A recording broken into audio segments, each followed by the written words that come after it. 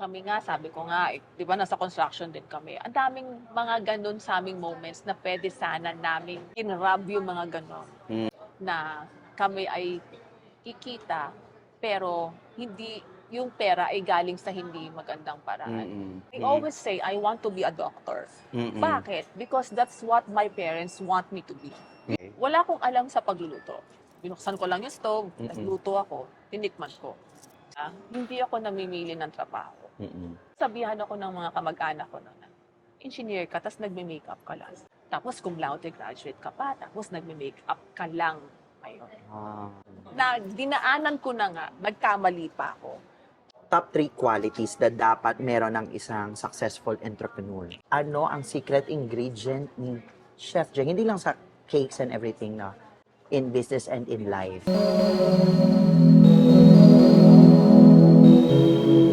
Okay guys, welcome here at the channel. Ito, welcome sa Soul Space. Medyo matagal bago ko upload ulit ng bagong show. Ito yung ating podcast ngayon, which is entitled The Soul Space. By me, of course. At today, it's a very, very special episode because I will be talking to one of the successful, actually boss ko siya, and I think you have seen her before sa ibang platform. Actually, in-interview rin siya ni Nina before, pero that's a different story. This time around, we will talk more about her success, yung kanyang growth, and of course, doon sa kanyang mga little bit of a personal side and of course, yung business side on her growth. And I know you guys are excited as well because this one is very phenomenal when it comes to success, and idol ko talaga to when it comes to business, yung kanyang, I would say, yung business wisdom niya talaga, and also her values as well. So, palakpakan natin, walang iba kundi si Chef Jeng, si Flores. Thank you very much, Chef, for Yes. inviting me, di ba? Excited ako dito. Noon ko pa siya kinukulot. Sabi ko na, Jet, na tayo, mag-podcast tayo. Oo, di ba? kasi nga, ano yan parang dream ko rin talaga na magkaroon ng podcast, and eventually sabi ko si Chef Jeng, reserve ko talaga to dito. And tayo ngayon ay nasa Heavenly Desserts dito sa Fairview. Ayan, makikita ninyo, di ba? Makaluwag. And of course, nandito ang mga masasarap na pagkain from Heavenly Desserts na siya ang tawag dito? Oo, nag-formulate, gumagawa. Oo, yan.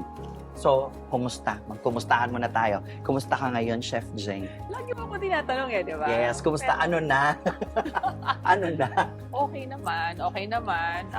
Syempre, maraming ginagawa, busy, but nakaka-cope naman, madaming stress lately because madaming businesses na kailangan ayusin. Pero, masaya because I love what I'm doing, and that's really important. So, at least, di ba, nakikita ninyo. Ngayon, itatanong ko naman, Chef Jeng, no? So, sabi mo, stressful, busy, ganyan. Oo. Ilan na ba ang branch, as of the moment, ilan na ba ang branch ng Heavenly Desserts? As of the moment, meron kaming 11 branches. And meron kaming, out of the 11, we have 3 cafes. So we have cafes in Marikina, BGC, and here, kung nasan kami ngayon, sa SMCP Fairview. And the rest of our branches are cake shops. So 11 na yan. And we plan to actually add, hopefully, 2 more this year. So, gusto namin ng next branches namin would be a cake shop and a pastry shop. So, Wow. parang gusto muna namin wag munang cafe because ang hirap pala talagang mag-manage ng cafe para ang restaurant. Para siyang may restaurant na ang daming tao. So, sabi ko, maybe next year na tayo maghanap ng cafe. But this year, in addition to the cakes, we want pastries inside our shop. Yan. And doon sa mga hindi nakakaalam, no, si Chef Jeng, itong Heavenly Desserts, siya lang ang may-ari ng lahat ng branches na yan. This is not franchise, Yes. no? At malalaman natin yun mamaya kung ba't hindi siya nagpapa-franchise. Yes. And it's very important for them to know then, no, the importance of why you need to have that. Kasi karamihan ngayon, lahat ng mga coffee shops or even other businesses, all of them are in franchise, di ba? Actually, may advantage and disadvantages ang pagkakaroon ng franchise. Even ako, when I started doing business, I actually franchised Kodak. Mm. So, yun yung unang-unang business namin mag-asawa. Ang maganda sa franchise, meron ng system na i-follow mo. Pero, syempre yung pasa sa'yo ng presyo, maliit lang yung profit na makukuha mo. You have to get supplies from kung sino man yung company na yon, tapos tutubuan ka pa niya. Like, ang papel no ng Kodak, if I can remember, is very expensive. And you cannot get from any other supplier if you get bawal. Pero dumidiskarte kami ni Ferdinand. Nakakabili kami ng mga papel na siguro kalahati yung mura. So, kumbaga, binayaran mo na yung franchise fee, nagbabayad ka pa sa kanila ng supplies na mahal, ang kita mo maliit na lang. So, same thing with doing franchise. Like, halimbawa, mag-franchise ka siguro ng isang negosyo. Yun lang. Diba? System-wise, hindi mo na siya kailangan simulan from scratch. Pero, isipin mo, yung kita maybe maliit na lang. Pero, maybe sigurado ka ng konti. Pero, why I did not franchise Heavenly Desserts? Number one, I'm very, very particular when it comes to quality. Okay? Mahirap kasi dyan kapag fin-franchise mo since ang cakes ay nasisira. So, meron lang yan tinatawag na parang time na pwede mo siyang ibenta. After that, hindi na pwede. Kung ako yung nag-franchise at madami akong cakes na hindi natira, pwede kong gawin, i-extend ko ang selling ng cakes. Eh, what if the quality is not anymore good? Since dala ang pangalan ko, masisira din. I have a question and I'm very curious. Dream mo ba talaga na maging chef in the first place? Actually, hindi. Nakakatawa. Bakit? Nung bata ako, tinatanong ako, ano yung gusto kong maging paglaki ko? I always say, I want to be a doctor. Bakit? Because that's what my parents want me to be. Usually kasi ng mga panahon natin, di ba, Jen? Malaki ang influence ng mga magulang natin. Pag sinabi ng parents natin na ito yung kunin mo, sumusunod. Ako, gusto ko yun because yun yung gusto ng parents ko. Pero yung totoo, takot ako sa dugo. So, paano ako magiging doktor kung ayoko ng patay, takot ako sa patay, takot ako sa dugo. Okay. So, sinunod ko sila. Nag-exam ako nung college, kumuha ako ng nursing at physical therapy para yun yung primer ko. Pero sabi ko nga, hindi yun ang plano ng Diyos sa akin. Okay. So, hindi ako nakapasok sa program ng medicine. 2 eskwelahan lang ang kinuhanan ko ng college exam. UP and UST, parehong pre-med. So, di ba ang hirap pumasok? Because ano yung quota course? Hindi ako pareho nakapasok. Magpapasok ka na, wala pa akong eskwelahan. Nakakahiya, di ba? So parang hindi naman sa pagmamayabang. Pero high school, nasa top 5 ako ng class. So, magaling ako sa math, kaya nung time na yon, binigyan ako ng choice ng UST. Sabi niya, ito yung available course, engineering, architecture, fine arts. Anong gusto mo? Nako, hindi ako magaling talaga sa drawing, promise. So, nag-engineering ako. Tapos, kaya ako piniling civil because meron akong kaklase doon. Nag-exam ako ulit, UST. Alam ko papasa ako because madaling exam. So, nakapasa ako, nakapasok ako ng engineering. Yun yung sinabi ko sa dad ko na, Daddy, mag-civil engineering ako. Nagulat siya. Ha? Ang lalaki yan! Ganyan. Sabi ko, hayaan mo na. Sabi ko, kung matapos ko naman and pwede naman ako mag-business ng iba or pwede ako ulit mag-aral, tinuloy ko. Ikaw ba ang panganay? Ako yung panganay. Ay, okay. So, yung talagang dream sa'yo nung dad mo was to become A doctor. a doctor. Si dad is a Businessman. businessman. Pero kahit na dream niya yun, lagi niya pa rin sinasabi sa akin na maging negosyante ako. Sa susunod, parang yun ang ano niya na ang tao yayaman lang kung magne-negosyo. Wala siyang, parang lang niya sinasabi, kung ikaw empleyado, never hindi ka yayaman. Unless parang daw siya. My dad is an employee but naging head siya ng isang garment. So,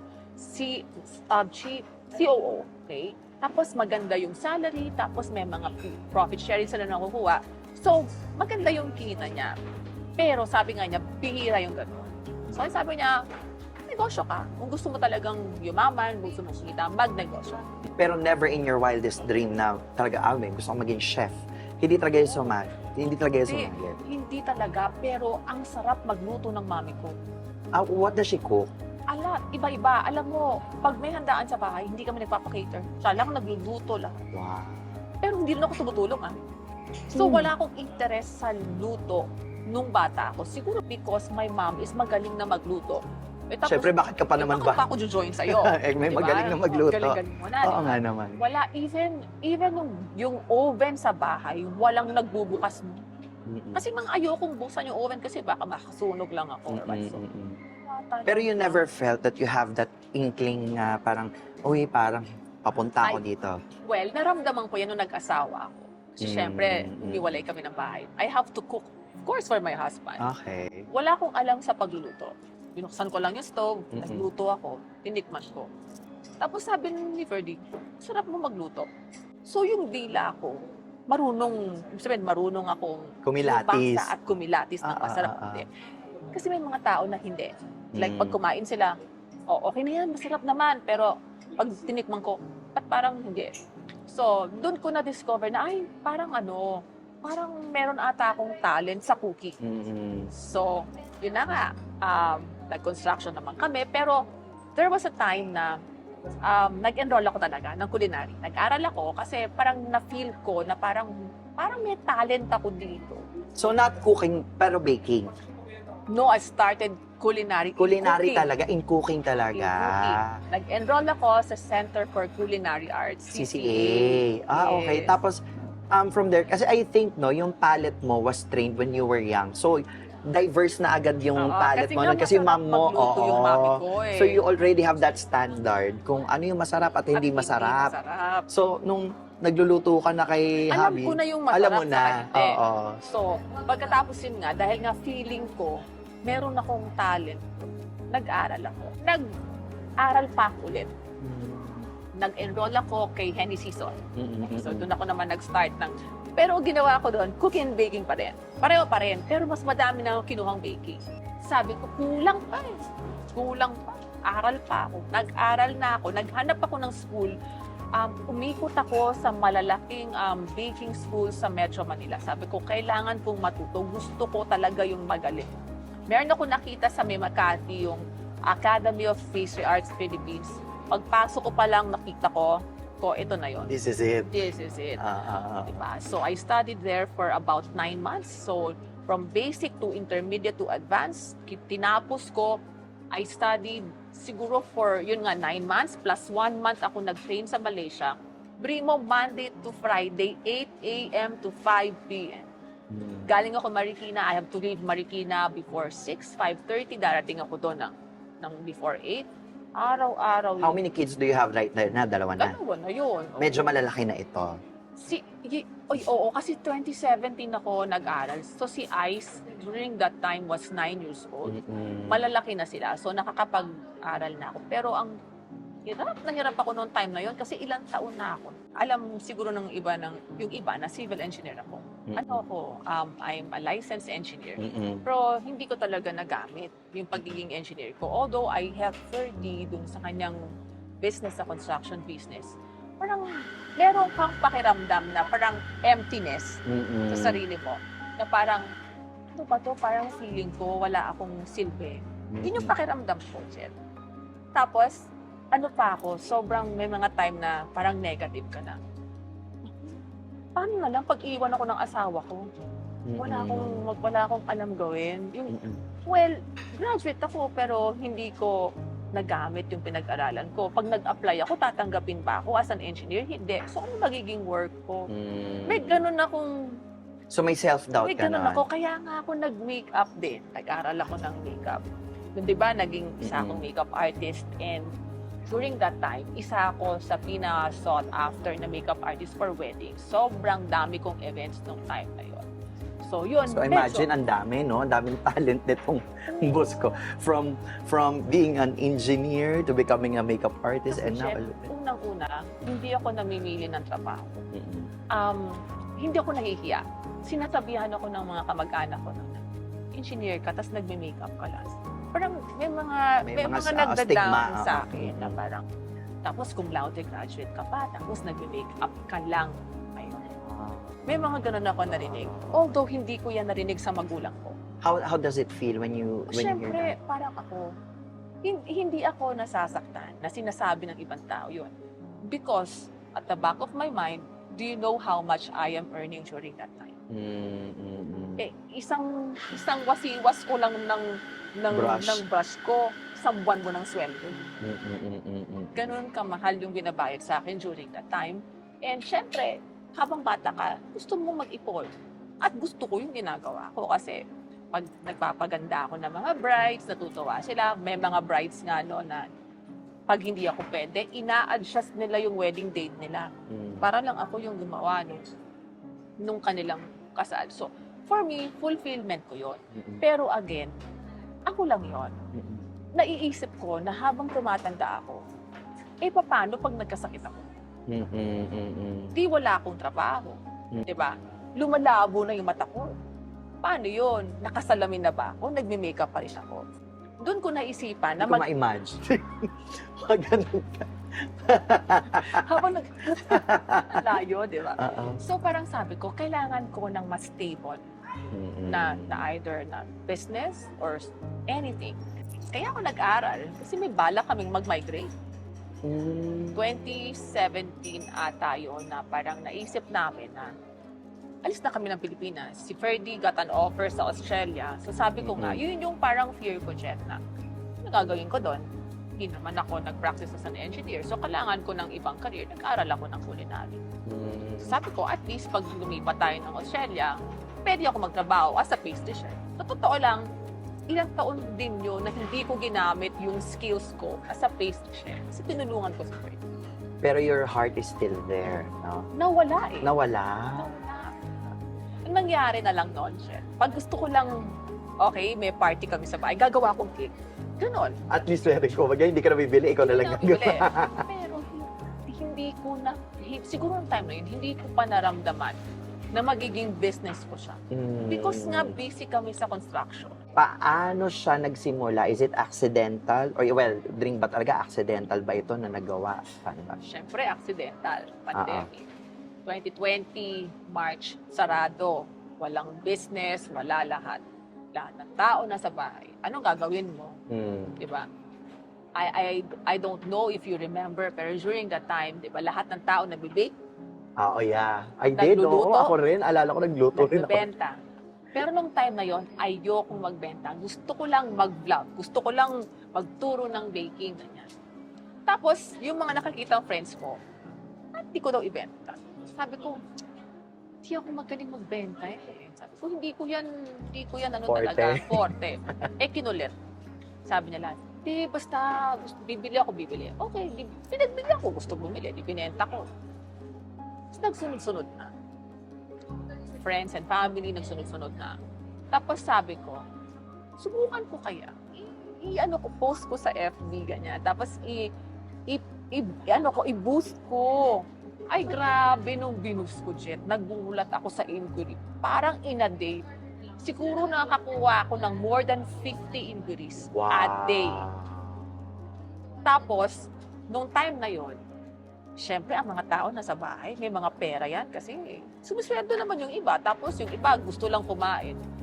Hindi ko alam, pero ako, very, very, mahigpit.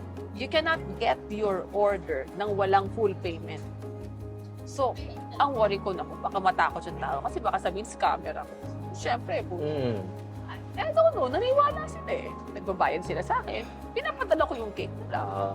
So that builds trust. Oo. Tapos, siguro naman, hindi naman ako mukhang scammer sa iba nung nakita nila ako.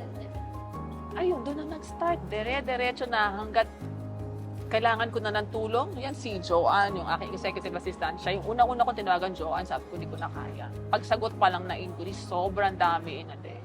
Okay, here's a question naman. Ano naman yung biggest mistake mo? Kung babalikan mo yan, ano yung biggest mistake mo na nagsisimula ka pa lang? I would say, no, not really, siguro not biggest mistake, but something that you have to like, nako, sana hindi ko, nako, ganun pala. Sa Heavenly, I cannot, hindi ko maisip ano yung mistake ko for Heavenly. Kasi, when I started with Heavenly Desserts, I started small. Siguro yun yung una kong tip para sa mga gustong magnegosyo. Nagawa ko yan sa ibang negosyo ko eh. Na dinaanan ko na nga, nagkamali pa ako. Anything kasi na gagawin mo, start small first. Test mo muna. Diba? Sabi nga nila, kung magiging okay, pag hindi, at least konti lang yung nilabas mo. Ano yung pinaka-challenging nung nag-start ka? Yung pera ba? Yung competition or tiwala sa Okay. sarili? Pera, no. Again, gaya na sinabi ko, cash payment ako. Bago mo kunin yung order mo, i-pre-order mo, bayaran mo ko. During that time, ang swerte ko, meron akong maliliit na oven sa bahay. Ginamit ko. Kung anong meron ako, yun lang You ginamit ko. use what you have. Yes, use what you have. Oo. Huwag ka munang bumili. Kasi huwag mong i-preempt na madami akong order, bibili na ako ng madaming freezer. Eh, wala pa nga eh. Eh, baka sinasabi nila manifesting. No. It's actually very easy to buy. If you have the money, pupunta ka ngayon sa You can, pa-deliver mo, same day pick upin mo. Ang challenge is getting people. Because it's pandemic. Ano, saan mo kukunin yung tao? So kayo, during that time, kayo lang? Sino-sino kayong gumagawa ng during pandemic? Ako, tinuruan ko yung anak ko mag-bake. Yung mom ko is helping also. Si Ferdy ang nagtutupi ng box, saka yung son ko, sila yung nag-ribbon. So Kami. it's a family thing. It started It as a is. family, parang it's a family Namin bonding. yun, yung Ay, mag-bake, ganda. yung gumawa. Pero nag-enjoy na, natuto yung anak ko, nag-enjoy din naman. Oo. Kasama ko. Okay, so this is where the part goes na syempre, 'di ba, may mga umu-order na sa'yo, may mga customer. Naalala mo pa ba yung first customer mo? Yes. Sino? Si si Jerome Masangkay. Talaga? Hindi ko siya, yung nangulit sa akin. Okay. Schoolmate ko to. Kinukulit talaga niya ako. Ang order niya nun is blueberry cheesecake. Now that, noong time na medyo na-feel mo na parang nakaka-overwhelm na to, ganyan. Kasi syempre, palaki na ng palaki, no? Was there a point na muntik na parang, muntik ka na sumuko to make it short? Hindi ako ganong klaseng tao Mm-mm. na susuko ako because meron akong challenge or difficulty. Actually, gusto ko yung may ganon. Nabuboard ako kapag smooth ang mga pangyayari at kinakabahan ako pag smooth. Pag may challenges, mas gusto ko yan kasi ibig sabihin, it's one way for me to improve and to do something better. So, hindi naman naiiwasan sa business yung may challenges. Ang dami namin challenges sa Heavenly Desserts. Bakit? Because dahil nga lumalaki, may mga difficulties kami sa inventory, managing people, pagkuha ng tao, monitoring yung mga sales namin. Ngayon pa lang namin naaayos. Which is, actually, I think that's normal for every business, no? Kasi, especially if you're growing, the more at stake yung problem kasi ang dami, gabaga, hindi lang naman buti sana kung isang store lang ang hinahandle mo. Yes, actually mahirap. Kasi nga hindi naman ako experienced to handle yung malaking business talaga. But kaya ko siyang i-grow, pero yung pag-handle mo, paano mo siya aayusin at i-maintain, yun yung wala akong experience. That's why nag-hire ako ng mga tao. And also, this is actually, parang ang nangyari rin is parang, parang, ito rin yung parang trial and error stage mo for you. Yes, actually dami namin ginagawang ganyan. Trial and error. Try na natin to. Ay, pag hindi okay, at iba naman. Oo. I think one of her best asset is actually she's a risk taker. Pero ito yung risk taker na calculated risk. Yes. Yes. Oo. And I Has think to be. Sa business, no, talagang the more risk that you take, mas malaki yung reward na makukuha mo. Pero syempre, hindi naman po pwedeng puro risk tayo. No? Kasi syempre, kung dapat alam mo, sabi nga ni Jet, calculated. So, kung ito lang, kaya mong i-risk, okay ka dito. Matalo ka man, for example, ng ganito kalaking amount, alam mo, makakabalik hindi ka. masakit sa dibdib. Makakabalik ka. Yun yung importante. Kasi alam mo na paano mo gawin eh. Hindi naman lahat ng business mo magiging successful. Sometimes nga, if this business is not okay, ito okay. Minsan ililipat mo lang dito. Pero syempre, merong yan time na kailangan alam mo rin when to stop. Importante sa negosyo. So when do you know when to stop? Kapag siguro yung alam mo na hindi mo na kayang i-rebuild yung business, it's, sabi nga nila, dinudugo ka na, yung parang sumusuka ka na ng pera, tapos tinutuloy mo pa rin. Lumalaban ka pa rin. Maybe kailangan mo na siyang pag-isipan. It's either you stop or you do something else para maayos mo yung business. There are some businesses, no? There are some businesses that they really think that the business has the capacity, no? That the business has potential. And sometimes, yung ibang mga businesses, they tend to close down Yes. because of like, yun nga, nagbi-bleed siya. Mm-mm. Pero in reality, when you come to think of it, maganda yung business model eh. Maganda yung idea. Yeah. So, they never exhausted the possibilities yet. Oo. Is it the right time to parang Close. to close? Kasi, kumbaga, pag sa isip mo, parang, so, hindi ko pa na-exhaust yung possibilities eh. Nakikita mo na parang, uy, pwede to. Oo. Pero, the reality is, parang, shucks, hindi ko to ma-manage or hindi ko to mahawakan or nagbi-bleed to at the moment. You have to give time for your business to grow. It doesn't grow overnight, sabi nga nila. Yes. Like for Heavenly Desserts, it's been 5 years since we started. Okay. But ang maganda kasi sa amin, dahil nga sa bahay lang kami nagsimula, 2 taon kaming bahay, wala kaming risk masyado. Nung paglabas na namin ng mga stores, nagbukas na kami ng mga tindahan sa malls, ganyan, nandun na pumapasok yung risk mo. Because, why? Because you're paying a lot for rent, you're paying for a lot of employees. Siyempre, you pay for everything. Marketing and ganito na dati hindi naman ganun kalaki yung ginagastos mo. Sabi ko nga, parang mas okay pa nung nasa bahay lang kami. Parang yung kinikita namin is halos baka nga mas malaki pa or maybe konti lang difference. Pero sabi ko kasi, ganun talaga. Kasi habang ginugrow mo yung business mo, marami kang ini-invest na mga bagong course stores. Dati hindi mo ginagawa, lumalaki yung binabayaran mo rin. Pero ganun yung paglaki. Gradual. Gradual talaga. And you also have to, I think, no, you also have to believe in what you are doing. And kumbaga yung kung nakikita mo na may potential yung business mo as it is, you really have to work hard for it and work on it. Yes, and very important, so you have to spend for marketing. Maraming ibang tao, akala nila yung negosyo mo lalago lang sa word of mouth. Hindi ganun yun. Pwede kang lumago sa ganun, pero napakabagal mo. Nowadays, ang swerte natin, because we have social media, dati, how do you market? You TV, have to pay radio. for TV, Yeah. radio, kukuha ka ng artista para i-market ka. Ngayon, wala na. Ikaw na mismo. Ngayon nga, kung sino yung face ng brand, kung sino yung maaari, The face of the brand. you have to be the one na magpakita sa social media at mag-market. Dati, ayaw ko talaga. Kinukulit ako ng mga staff ko. Ako na daw yung mag-vlog. Sabi ko, no. Because private person ako, Jet. Ayaw ko na nakikita sana yung family ko as much as possible. Siyempre, ang daming daming loko-loko din sa social media. Ayaw mong ma-expose, baka mamaya may mga gawin sila or what. Pero, that's the trend.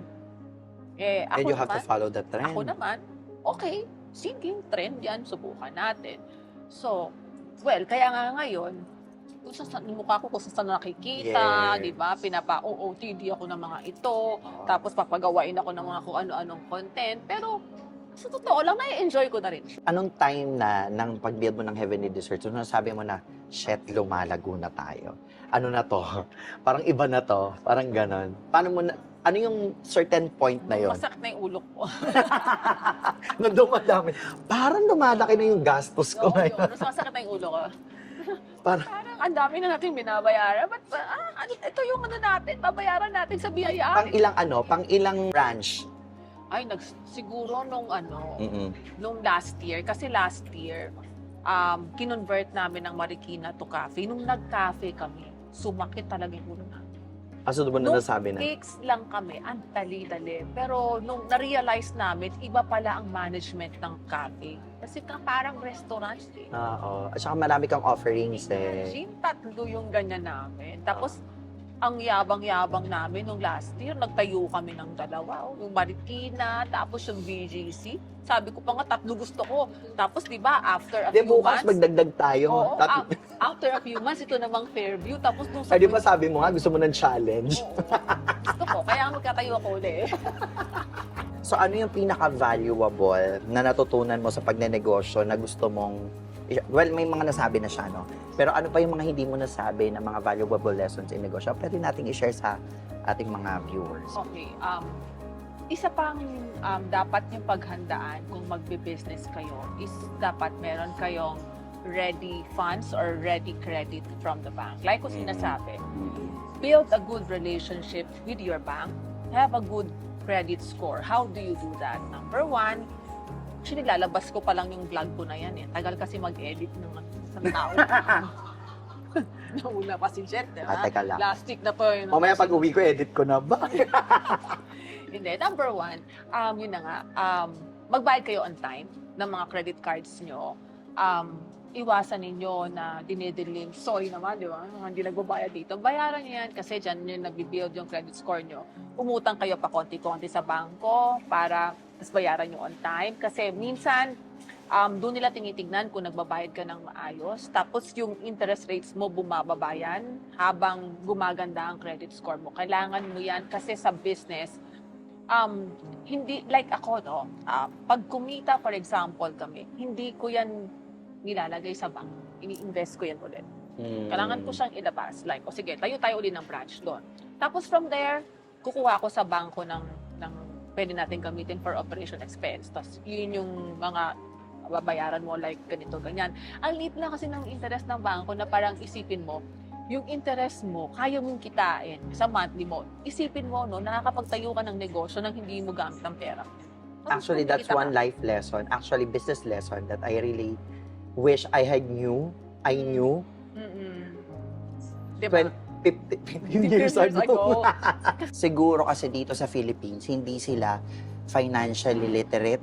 Wala tayong masyadong education when it comes to pag magsisimula ka ng business or wala Yan tayong... ang problema sa schools. I think kailangan natin ayusin ang mga curriculum sa eskwelahan. Naturuan din natin ang mga bata kung paano mag-start ng business. Kasi ano ba tinuturo ngayon sa school? Paano maging empleyado? Diba? Paano maging vlogger? Paano maging Hindi totoo. Diba? I think that the reason why a lot of people are scared is because they don't know. Yun lang naman yun eh. Kaya pag hindi mo alam, takot ka. Actually, Jet, ako nag-aral din ako ng finance sa Ateneo. Oo. Kasi nga, may mga time din noon na natatakot din ako na mangutang kasi sabi ko, what if hindi ko ito mabayaran? Saka paano ba yung mga bayaran ng interest? Nung narinig ko yung explanation nung nagtuturo na, kinumpit niya kasi, eto yung interest rate. Ito yung inutang mo. Tapos ito yung possibility na kitain mo sa business. Tapos kinumpare, sabi ko, oo nga, no? It opened your eyes. Kaliit nung interest as compared sa pwede mong kitain at kumikita ka. Ako siguro 30s pa lang ako, parang naglo-loan na ako ng maliliit sa bangko. Tapos gagamitin ko siya somewhere. Tapos hanggang sa palaki na ng palaki yung pinapahiram sa akin. Tanong mo dito kay na Joan, everyday may tumatawag sa akin. Ma'am, gusto niyo po ng loan, tapos pababaan yung interest. Sila naghahabol ngayon. Ang baba talaga, as in, ang baba ng interest. At isa pang tip, no, you know, sometimes kahit I don't need money, and someone gives me a loan na napakababa ng interest, I take it. Kasi? Ang baba eh. And kung meron kang loan sa iba na mas mataas, pay off mo doon. Oo, parang tama ba yung term offset? Parang ganon. Parang ganon. Kasi what if someone gives you an interest rate of 0.39 a month? In a year, i-multiply mo yan sa 12 months, that's around 5-point-something% lang. Eh kung meron kang existing loan, for example, na 8%, edi bayad mo doon. Nakatipid ka ng 3%. Tapos nag-iisip ako, anong i-invest magagawa ko? mo? Paano ko papalakihin yung pera ko? Eh, ang baba ng interest. So doon na pumapasok yung reinvestment. Yun na yung, okay, tayo mo ng bagong branch or i-invest mo ng iba yung money mo. Okay, so this next question, give me top 3 qualities that dapat meron ng isang successful entrepreneur. Top 3 qualities. According to Chef Jeng's diary and standard. Unang-una, kailangan matyaga. Sabi ko nga sa inyo, hindi overnight mag-grow ng business. Isa yun sa dapat meron ka at kailangan masipag ka din. Siyempre, kasi tatrabahuhin mo. Hindi totoo yung sinasabi nila na pag negosyante ka, mag-hire ka lang ng tao, okay na yun. Ikaw talaga ang magtatrabaho habang binibuild mo yung kumpanya Ikaw mo. talaga ang unang may alam sa business Ikaw mo. talaga. Dahil papaikutin ka lang ng mga staff mo pag Kung hindi mo alam. iniwan mo yan sa kanila. Kailangan talaga So, yun. patience Again, is number one. Number 2 is hardworking. Hardworking. Kailangan talagang ikaw mismo magtrabaho. Magtrabaho tayo ng malinis as a negosyante. Again, no, kami nga, sabi ko nga, di ba, nasa construction din kami. Ang daming mga ganun sa aming moments na pwede sana namin in-rub yung mga ganun. Pero values-wise, hindi kasi kaya ng aming puso na kami ay kikita, pero hindi yung pera ay galing sa hindi magandang paraan. Anything na pera na hindi mo pinagpaguran, sandali lang mawawala sa iyo. Patingin ng kamera. Nakita yung diamante niya dito. Ano yan ha? Hard work yan. Hindi yan paid taxes. Ako naman nagbabayad ng taxi. Hindi yan paid taxes ng ano ha? Ng madlang people ha? While tayo ay nagnenegosyo at meron tayong mga employees, kailangan yung puso natin nasa kanila pa rin. Kasi after all, our employees are the one helping us.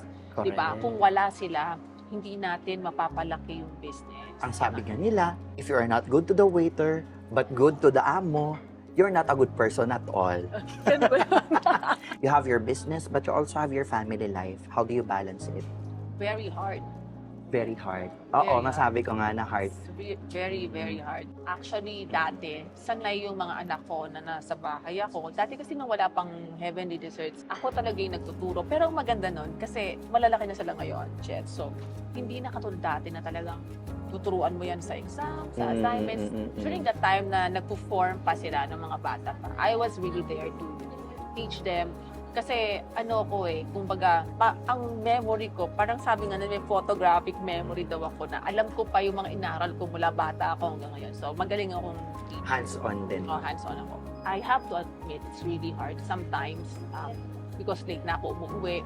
Nakikita kami ng mga anak ko, minsan gabi na because I sleep really late, 4 a.m., ganyan. Gumigising ako late na wala na yung mga anak ko sa bahay. So parang paano pa kami nagkikita. So, ang ginagawa ko talaga, hopefully, no, sana talaga laging ganun, na pag Sunday, well, nagagawa ko naman ngayon na Sunday, family day na talaga. Kung lahat sa lahat ng sinabi mo will encapsulate it, ano ang secret ingredient ni Chef Jeng? Hindi lang sa cakes and everything na in business and in life. What's your key secret ingredient? Siguro yung lagi ko sinasabi, yung pagiging positive sa buhay. Kasi kapag positive ka sa lahat, ang dali mo ring ma-attract yung positive sa ibang tao. Kasi kasi sa pagising mo pa lang, maganda yung ating natin, yung mangyayari sa business. Parang yun yung nangyayari. Pagising mo, parang ang init na ng ulo mo, buong araw yan may ulo mo. So, ako laging yun. Positivity is very important. Pangalawa, siguro, yun na nga, again, talagang kailangan kang mag-work hard. Wala ka talagang choice Hindi mo pwedeng katamaran ang bagay. Hindi mo siya pwedeng laging iutos. Being hands-on in business is very important. Pero kailangan marunong ka din na mag-delegate. Okay? Very important ang delegation and you have to empower your people. Marami kang magagaling na tao, pero kung hindi mo sila pagkakatiwalaan, walang din mangyayari sa business mo. Kasi habang lumalaki yan, mas lumalaki yung responsibility So, you have to trust you have to trust your people para mas lumaki yung business mo. And you, what do you call this? Bigyan mo sila ng magandang incentives if they are able to do that. So, giving back Giving and back. also being positive. Yan yung kanyang Positive. top 2 secret ingredients sa success. Kung may legacy ka na gustong iwan through Heavenly Desserts, ano yun? Yung tipong maaalala ng tao na ito yung pinakamasarap na natikman ko na cake sa buong buhay ko. Yun talaga. Yun, that's the legacy. Yun talaga yung gusto ko kasi pag narinig ko yun sa mga clients na sinasabi nila na hindi pa ako nakatikim na ganito kasarap. So that makes a distinction of you, no? Na wala pa ako natikman na ganito. That makes you special. Yun yung pinakagusto ko. Kaya, Well, actually, right now you're already doing your legacy. You're a legacy at work. Oo. Yes, hindi Taray. totoo. Kasi Suppose ako, no, I've been with Chef Jeng's company since 2023. Okay, I've known her for quite some time now. So, we've already had the sharing of all the things. No? And I could see that she's already, nandun na siya sa progress of, growing that legacy. Siyempre, aside from that, gusto ko rin magkaroon ng sana mas makapagbigay pa ako ng mga mas maraming opportunities sa maraming tao aside from work is marami akong gusto magkaroon kami ng mga gandang benefits like magpaaral kami ng mga anak ng mga staff na. Diba, more benefits. Sabi ko, gusto ko magtayo ng school. Mga ganun, yung mga libreng paaral sa mga Oo, kasi ang susunod po niya, tatakbo po siya bilang Mayor ng Marikina. Charot. O hindi, baka mamaya. Hindi, joke lang po. Hindi, kasi talagang pagbigay si Chef Pero Jen. alam mo, nakakatawa, speaking of politics, at tinanong ako dyan, kung meron daw ba akong balak na mag-politics. Hindi ko sila masagot. I cannot say no. Of Kasi course. hindi ako sure. You can help naman. Ang point ko naman. Without being in politics talaga. Pero, sabi ko nga, marami akong mga kalaban pag nag-politics ako. Kasi pag tumayo ako doon, tapos umikot ako, tapos may nakita akong tatamad-tamad, saka nagnanako, papauwiin ko talaga. Meron ka talaga mga kalaban. Sino? Hindi naman ako niya. Pinulong mo pa, narinig ka naman sa Ay, oo. microphone. Blip ko na lang. Fast forward, ito final. Fast forward 10 years. Saan mo nakikita si Chef Jeng at Heavenly Desserts? Ay nako, yung anak ko na siguro yung pumalit sa akin dyan. 10 years, you're still young. Ano ka pa? Hindi. Pero I will be giving more, parang more exposure kay Angel, yung daughter ko. And even maybe my son, because yung son ko right now is already 18, mag-18 na yun. So after 10 years, 28 na yun. Gusto ko silang bigyan ng chance na, di ba, parang ma-manage nila yung Heavenly Desserts. Sabi ko sa kanya, 5 taon, Joanne. Sabi ko, kailangan, na tayo, billion peso company na. Kailangan ata ng ng blood control para marating natin yun, Jen. Let's try to hit it ng 5 years. Kung hindi, extend natin konti. Pero kasi pag hinabaan mo kasi, mas matagal mo siya mahihit. Correct. Kasi ito gusto mo, shorten mo. Kung lumampas ka man, at least mabilis pa. And I'm so happy dahil we got a lot of business gems, life gems, no, from this sit-down talk sa Soul Space with Chef Jeng. At mapapanood nyo rin ito sa aming Spotify, dito sa YouTube, sa Facebook, lahat na. Okay? So, thank you so much. Thank you, Chef. Chef Thank you Jeng. for visiting me here. Yes, and of course, please invite them. Sa mga suking tindahan namin, huwag niyo pong kalimutan, Burmans na. Ayan, malapit na ang ating pinaka-antay na Pasko. But in any of your events, birthdays, anniversaries, present lagi sana ang Heavenly Desserts.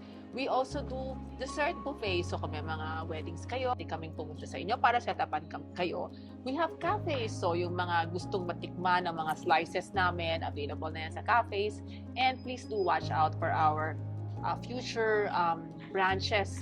Meron kami, hopefully, makuha na namin yung sa Alabang and Parañaque area. Sana next year din, lagay na kami ng branch sa Cavite, Pampanga. Mas mag-expand. Gusto namin mag-out of town kasi.